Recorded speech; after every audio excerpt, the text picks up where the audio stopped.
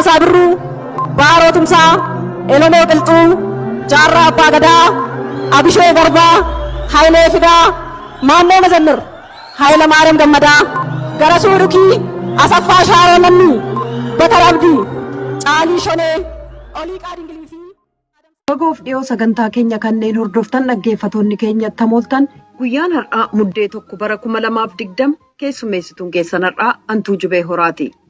Ministeerri dhimma alaa Yuunaayitid Isteetsi Maayik Poompeyoo waraansi Itoophiyaa keessatti geggeessamu hunda akka dhaabatu muummicha ministeeraa Itoophiyaa kallattiin quunnamanii waamicha dhiyeessuu isaanii dubbatan. Kana ilaalchisuun oduu keessatti gabaasa qabna. Waraansi naannoo Tigraay keessatti geggeessamu lammiiwwan Itoophiyaa 10,000 lakkaa'aman akka gara biyya ollaa sanaa Sudaanitti dhiyeessan taasisee jira. Qajeelfama ittisa vaayirasii koronaaf kaa'ame irra daddarbuun uummata vaayirasii kanaaf saaxilaa jira jedha ministiriin eegumsa fayyaa Itoophiyaa. Lamaanuu gabaasaalee oduu boodaati. Har'a guutummaa addunyaatti guyyaa eedsiitu ayyaaneffamee oola. Guyyaan eedsii bara kana yeroo vaayirasiin koronaa addunyaa weeraree jiru kanatti ta'uunsa namoota HIV waliin jiraatan akka kunuunsa fayyaaf tajaajilawwan kabiroo argatan taasisuu irratti dhiibbaa uumee jedha tokkummaan mootummoota gara boodaa dhiyaata. Godina Illuu Abbaa Booraa magaalaa Yooyyaatti siidaan mootii Abbaa Booraa yookaan Caalii Shoonoo dhaabatee jira. Qophii keenya waa'ee uummata Oromoo keessatti itti deebina.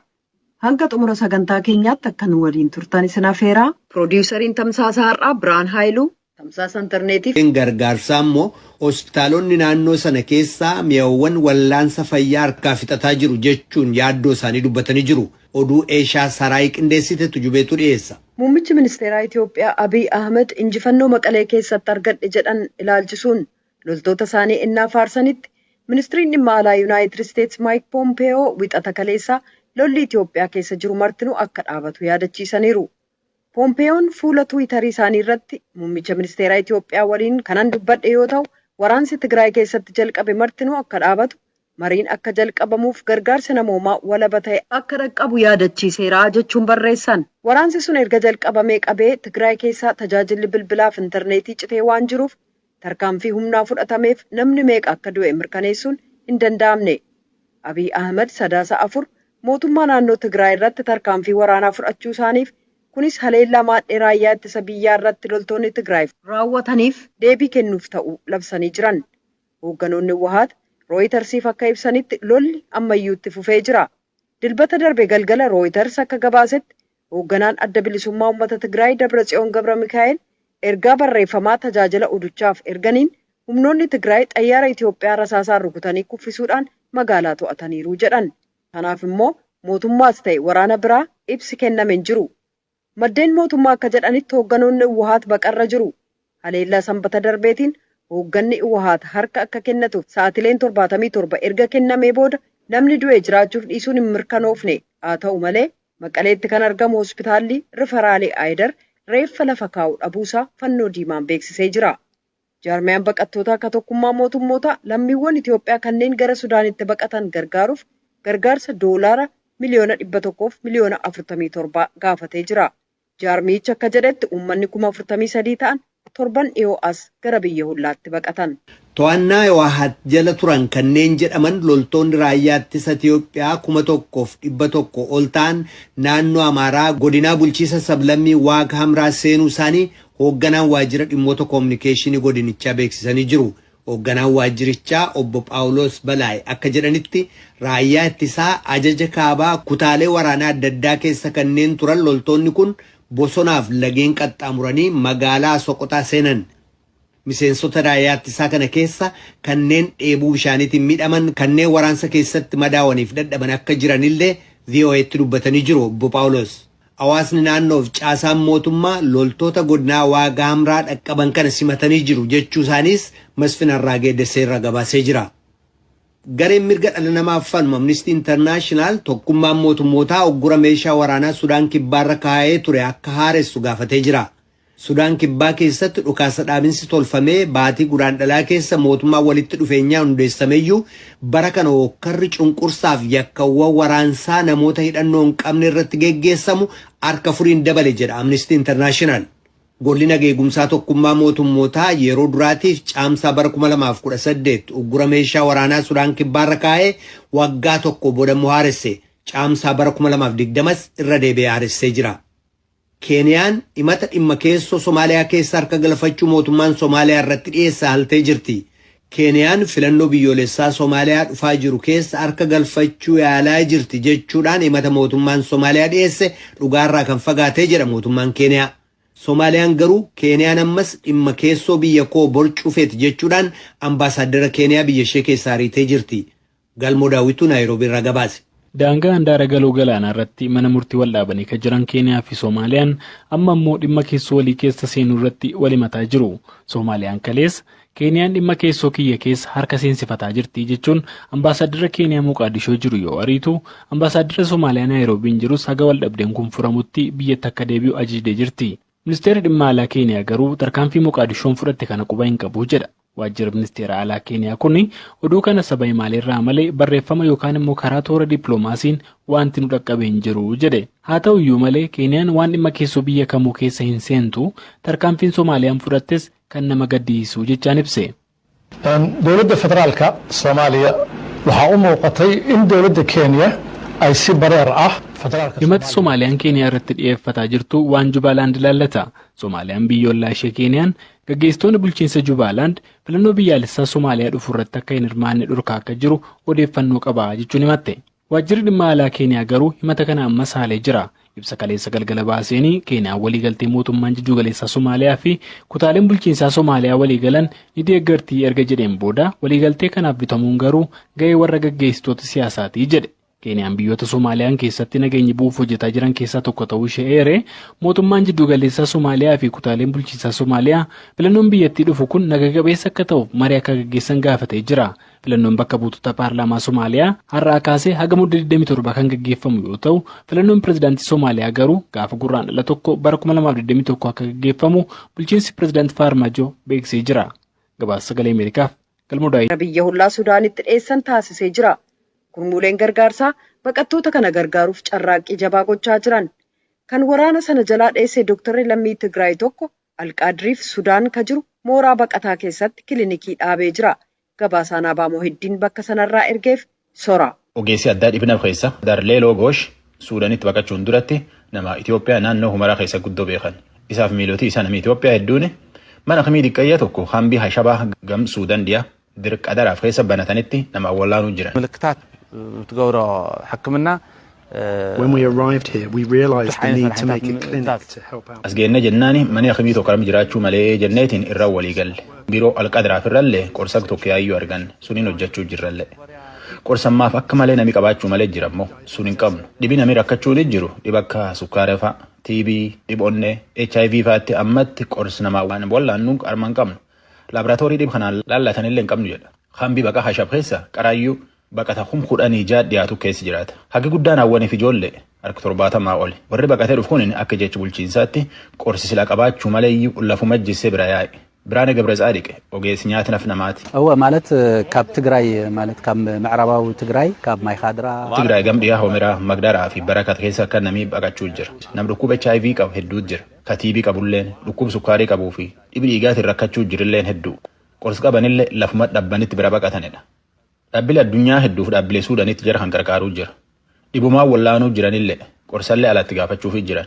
Nasir Hasham Suudaanitti itti guddaa horee baatii diimtuuti. خلال تداخلنا معهم لاحظنا في الصحة إنه baqata irratti dhibeedduu arguu jirra. Waan arginu kan ammoo addunyaatti himuu jirra. Dhaabbilee qarqaarsaallee akkuma kan itti himuu jirra. Dhibi kun dhibi guddaa jennee biyyatti himuu jirra. Daarektarii Hambii Hashabaa Mustafaa Ansaar ammoo qarqaarsa addunyaa itti gaafachuu jira. حجم الدخول الكثيف في منطقة الهشابة. The influx into the Hashaba region has reached 15,557. Hambii Hashabaa tanatti rakkoon dabalaa deemuu jirti. Namkum 15,557 557tti rakkinna kana kan ka'ee jira. Sunu ka Suudaan jireenyi jajjabaa keessa jiru. Suudaanitti baqatee achi jira. Addunyaan qubnu qabaadhaa jechuu jirraa jedha. Gam kaneen ammoo akka bulchootii Suudaan jedhanitti gam Itoophiyaatiin daarii akka tokko waan cufaniifi rakkoon Tigraay keessallee waan ammaatteefi dhiyoo tana keessa akka karaa kaan namii miilii haaressi Suudaanitti baqee yaa'uutti hin jiru.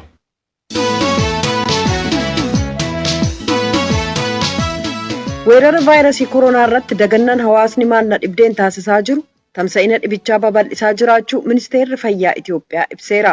Akka Daayirektarri Koominikeeshinii Ministeera Fayyaa Itoophiyaa Dr. Taganee Raggaasaa Raadiyoo Sagalee Ameerikaatiif himanitti odeeffannoo har'aa osoo hin dabalatin lakkoobsi namoota dhibee COVID-19 itti cimee jiru 300 ga'eera. Qajeelfamni dirqisiisaa ture ka'eera. Koronaan hin jiru jedhanii namoonni dhibee kanaaf of saaxilaa jiru. Ta'us qajeelfamni kun jira jedhan Dr. Taganeen.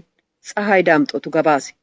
Akka biyyaatti weerarri vaayirasii koronaa erga mudateen asitti hanga 3/22/2013 akka lakkoofsa Itoophiyaatti namoonni miiliyoona 1,636,729 saamuda kennaniiru.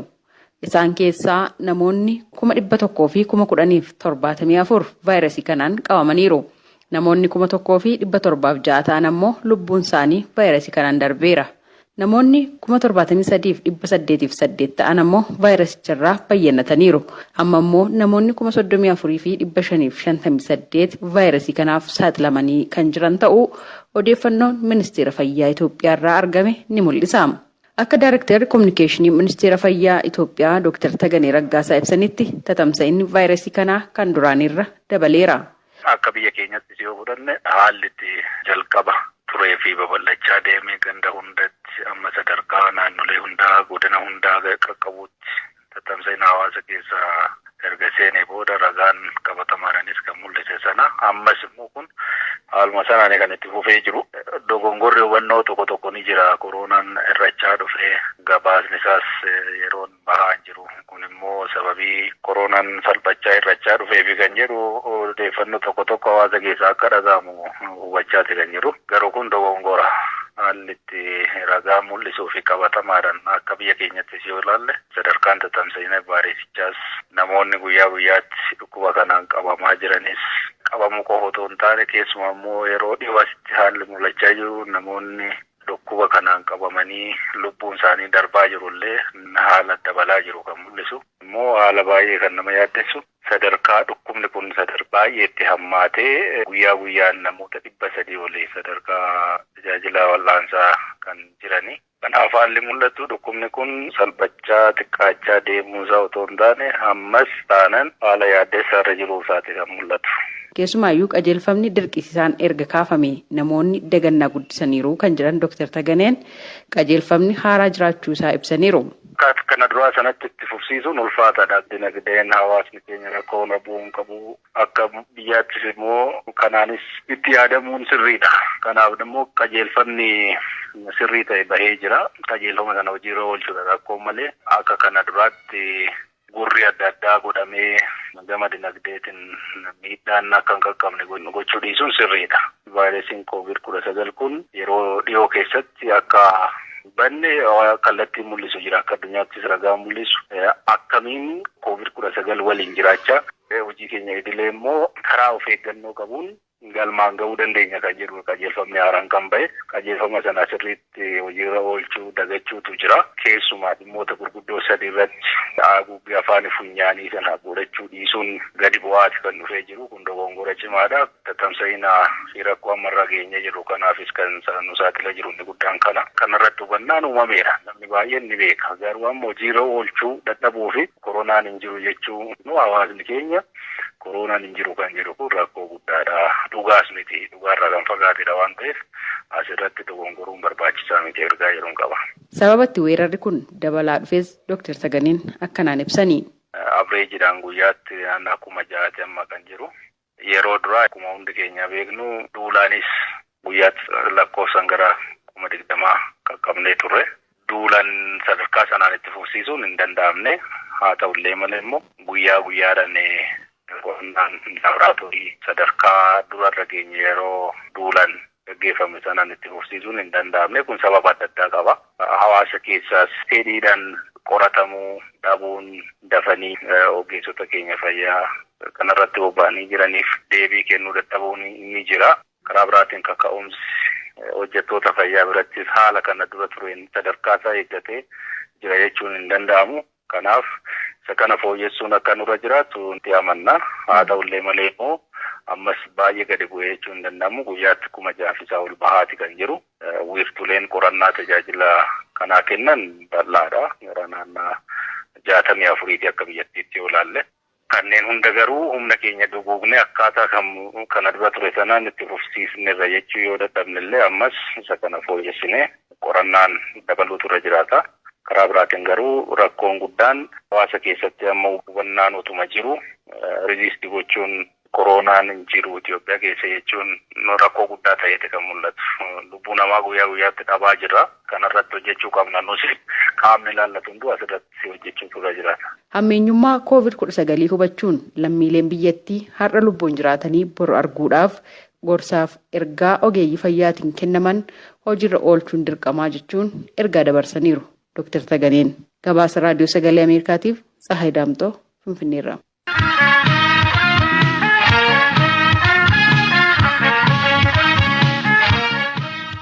Sagantaan keenya wixataa qabee hanga jimaataatti raadiyoo Ahaduu 94.3 irratti kallattiidhaan darbaa nu dhaga'uun dagatina.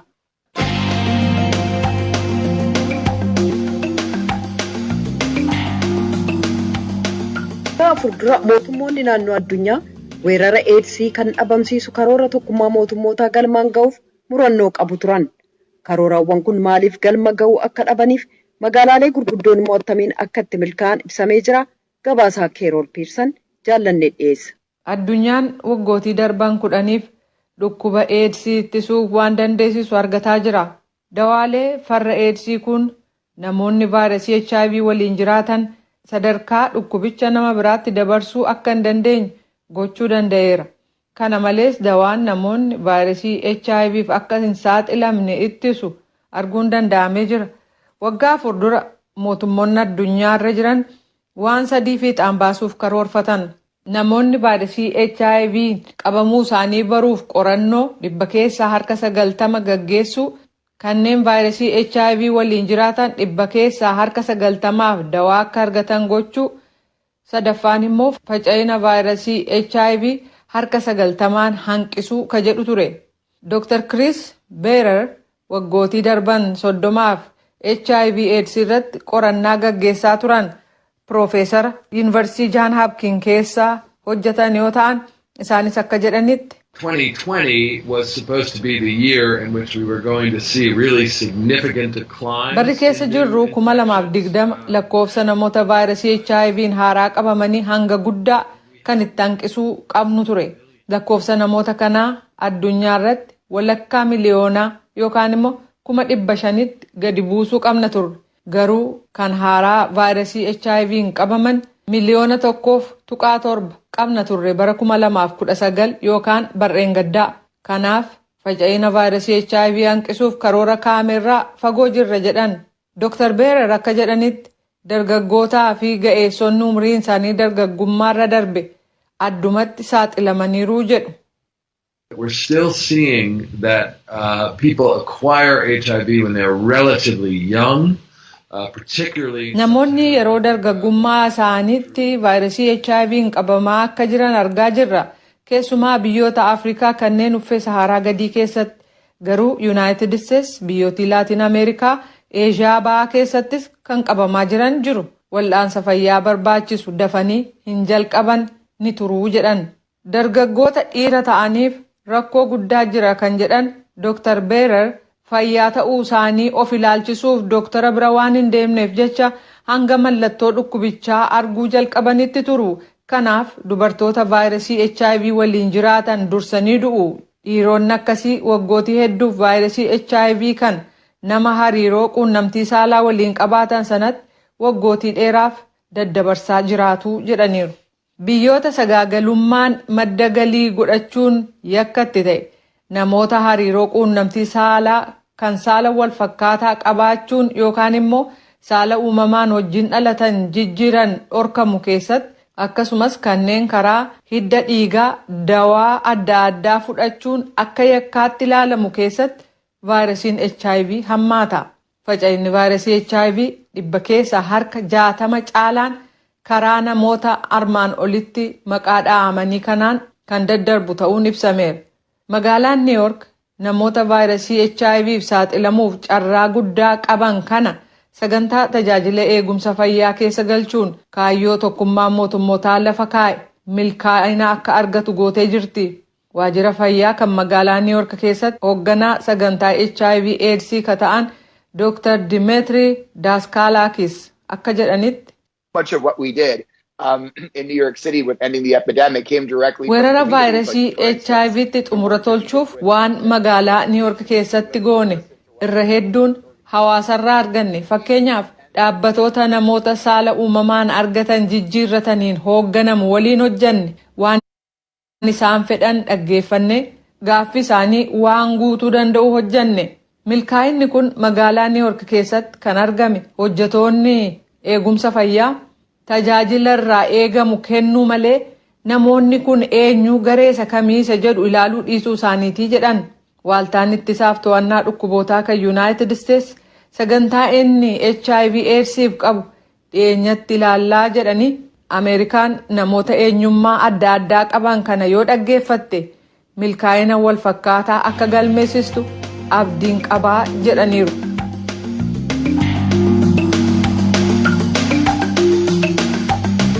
Dhaggeeffataa jirtan as Waashingtan DC irraa kan darbu raadiyoo sagalee Ameerikaa sagantaa afaan Oromooti.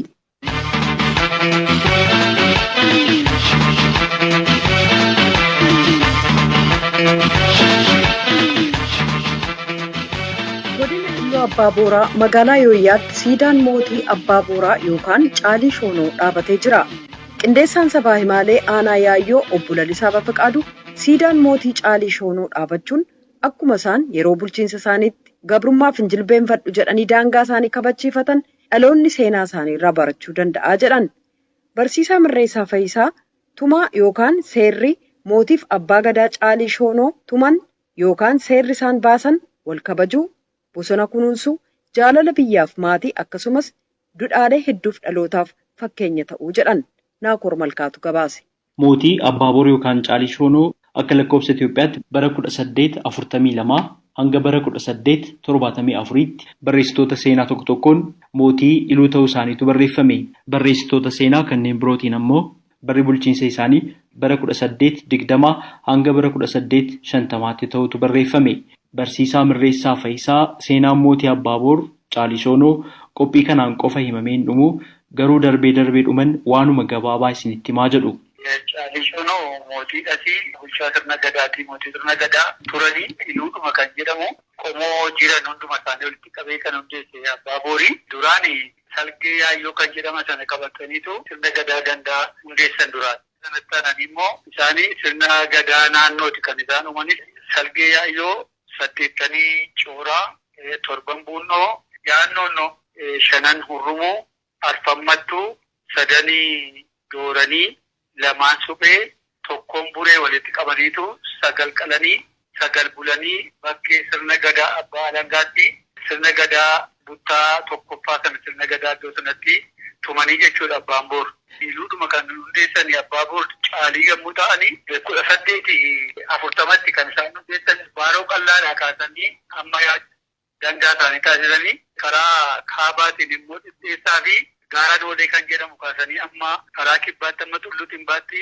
naannoo kana Iluudha jedhanii daangeffatanii tumaa isa jalqabaa bara 1842 tumaniitu achitti mootii ta'anii kanaaf bulchiinsi Abbaa Booraa kan isaan bulchanii bara 1842 kaasanii hanga bara 1874tti sirna gadaa waggaa 32 Abbaan Booraa kan isaan bulchanii jechuudha. Abbaa Booraa Caalii Shoonoo tumaawwan yookaan seerota garaagaraa dhalootaaf fakkeenya ta'u tumaniiru yookaan immoo baasaniiru jedhu barsiisaa Mirreessaa.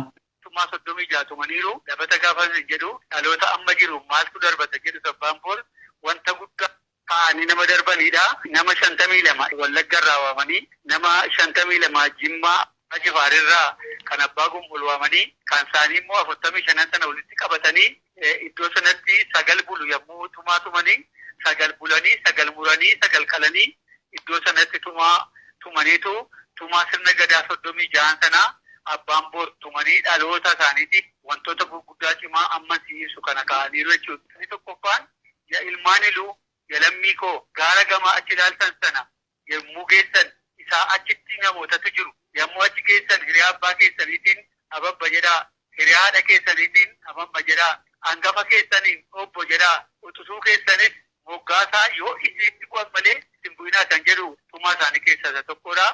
Inni itti jiru bosona amma yuuniskootti galmaa'ee amma jiru kun bu'aa abbaan boor yommuu sana tumaatti tumanii lammii isaaniitti dabarsanidha. Iluu jedhaniitu bosona kana akka ija keessan mirgaatti ilaalladhaa. Namni tokko mana ijaarradha jedhee yoo muka mure muka 5 dhaabee muka tokko hamuru.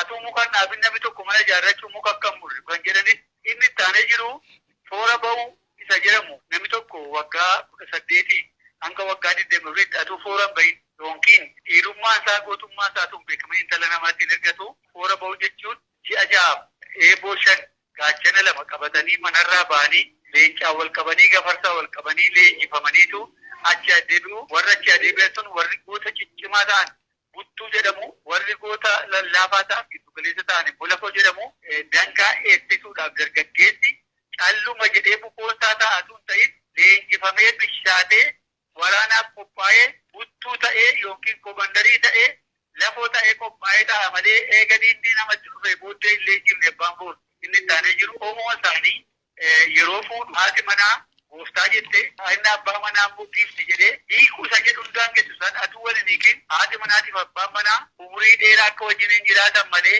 hiikuun salphachuu ta'uusaa namaadha manaasaa hiikee balaan baleetti yookiin salphoo kan jedhamu ta'uusaa tumaa isaanii keessa kaa'aniiru. Siidaan Abbaaboor Caalishoonoo torban darbe keessa godina Iluu Abbaaboor magaalaa Yaayyoo keessatti eebbifamee jira. Waa'ee ijaarsa siidaa mootichaa irratti yaada nuuf kennanii jiru. Qindeessaan sabaa himaalee waajjira dhimmoota kominikeeshinii mootummaa aanaa Yaayyoo obbo Lalisaa Bafiqaaduu Nageessoo. Egaa siidaan Abbaaboor Caalishoonoo qilxuu magaalaa Yaayyoo keessatti dhaabuuf kan inni yaadame Oromoota naannoo kanaatiin waggaa 15 dura namoota sammuu hundumaa keessa gaaffii yeroo dheeraa kan turedha. Qeerroon, qarreen, jaarsoliin, abbootiin gadaa, dhalattoonni naannoo kanaa hundi isaanii fedhii fi jaalalaa seenaa nama guddaa hojjete kana maaf dhokate jechuurraan kan ka'e itti waamama godina Iluu Abbaaboor ibsu waan ta'eef siidaan kun waggaa 2 gidduutti kan inni karoorfamee raawwatame qarshii miliyoona 3.2 hirmaannaa hawaasaa fi bajataa mootummaa aanaarraa baasii godhameetiyyuu siidaan kun handhuura magaalaa Yaayyoo keessatti dhaabame jechuudha. Siidaan isaanii eeguu ka'amoo sababa of danda'e mataa isaa gurguddoo hin qaba. Tokko magaalaa Yaayyoo handhuura godina Iluu Abbaaboraati. Dabalataan immoo kaabiin awwaala isaanii kan inni argamu aanaa Yaayyoo ganda Bachoo jedhamu keessatti argama. Siidaan kun eeguu ijaaramu seenaa isaan keessumaayyuu naannoo keenya keessatti isaan garboomsuuf hawaasa naannoo kanaa lafa qabachiisuuf lola adda addaa ture. Lola kana ofirraa fincilanii injilbeenfadhu jedhanii mootummaa isaaniitiin daangaa isaanii kabachiifatanii nama jiraatan waan ta'eef dhaloonni haaraarraa barachuu danda'a.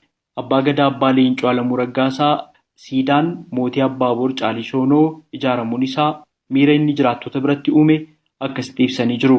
Yaadannoo keessatti waggaa 160 oli seenaa irraanfatamee argamuusaa waan guddaa uumee jira. Uummata keessatti saba keessatti waan guddaa uumee jira. Dhaloota amma booddee dhufuufis haalli kun kan filatuusaa abbaan boor maal akka ta'anii goota akkamii akka ta'anii waan ibsu waan ta'eedhaaf miira guddaadha kan inni ibsee jiru. Waanuma kanaan dura dhokatee taa'e ba'uusaa baay'ee gammachiisaa keessa galee jira uummanni. Firaansi naannoo Itoophiyaa gama kaabaa Tigraay keessatti geggeessamu akka dhaabatu waamicha dhiyeessitee jirti.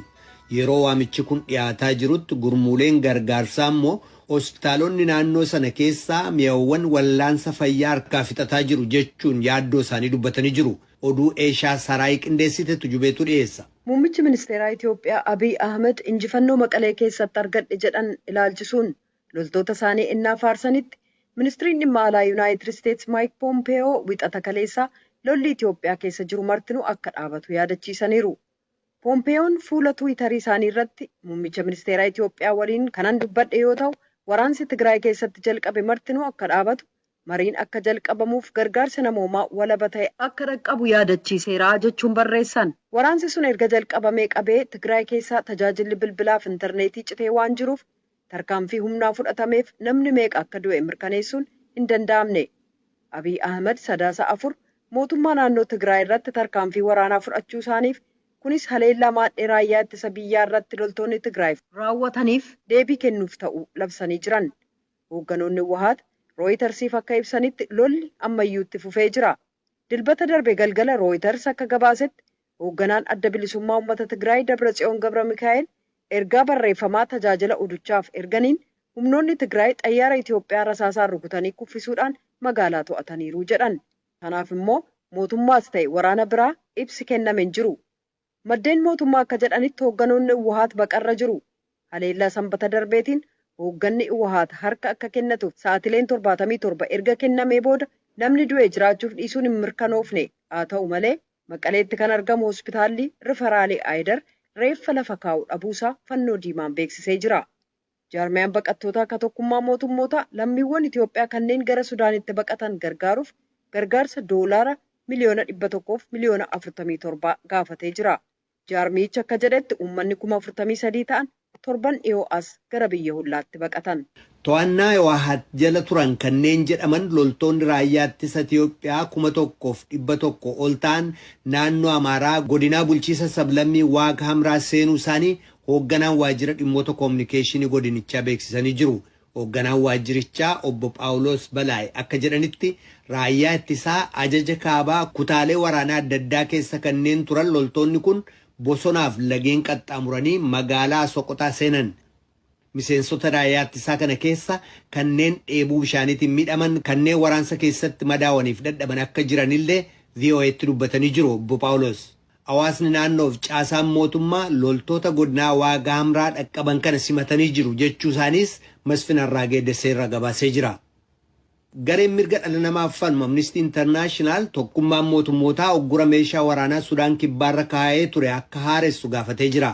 Sudaan kibbaa keessatti dhukaasa dhaabinsi tolfamee baatii guraandhalaa keessa mootummaan walitti dhufeenyaan hundeessameyyuu bara kana hokkarri cunqursaaf yakkawwan waraansaa namoota hidhannoo hin qabne irratti geggeessamu harka furiin dabale jedha Amnesty International.